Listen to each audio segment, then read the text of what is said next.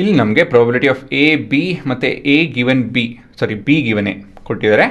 ಇವಾಗ ನಾವು probability of A intersect B ಕಂಡುಹಿಡಿಯಬೇಕು. ಹೇಗೆ ಕಂಡುಹಿಡಿಯೋದು? ಈ ಫಾರ್ಮುಲಾ ಉಪಯೋಗಿಸ್ಕೊಂಡು ಅಷ್ಟೇ ಅಲ್ವಾ. ಇಲ್ಲಿ ನಮ್ಮ ಇಂಟರ್ಸೆಕ್ಟ್ ಕಾನ್ಸೆಪ್ಟ್ ಬರುತ್ತೆ. ಇಲ್ಲಿ ಏನು ಬರಬೇಕು ಇವಾಗ?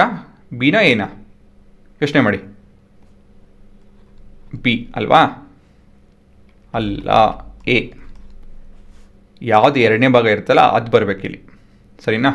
ಸೊ ಇದು ಕನ್ಫ್ಯೂಸ್ ಮಾಡ್ಕೊಳೋದಕ್ಕೆ ಹೋಗಬೇಡಿ. ಹಾಂ, ಇದೆಷ್ಟಿದೆ? ಇದು 0.4 ಅಂತಲೇ 4/10. ಇದನ್ನು ಟ್ರಾನ್ಸ್ಪೋಸ್ ಮಾಡ್ತಾಯಿನಿ. ಸೊ 8/10 ಆಗುತ್ತಿದ್ದು. ಮತ್ತು ಇದನ್ನು ನಾವು ಕಂಡುಹಿಡಿಬೇಕು.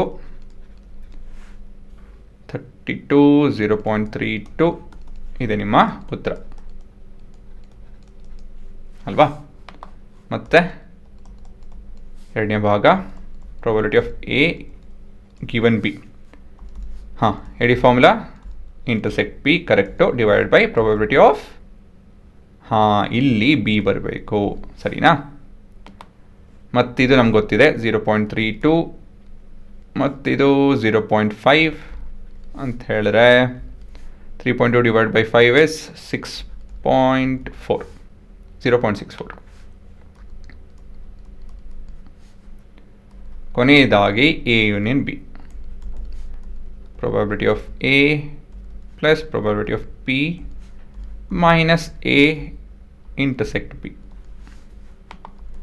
ಸೊ ಇದು 0.8 ಪ್ಲಸ್ 0.5 ಮೈನಸ್ 0.32. ಇದು 5 48 50 98. ಸರಿನಾ?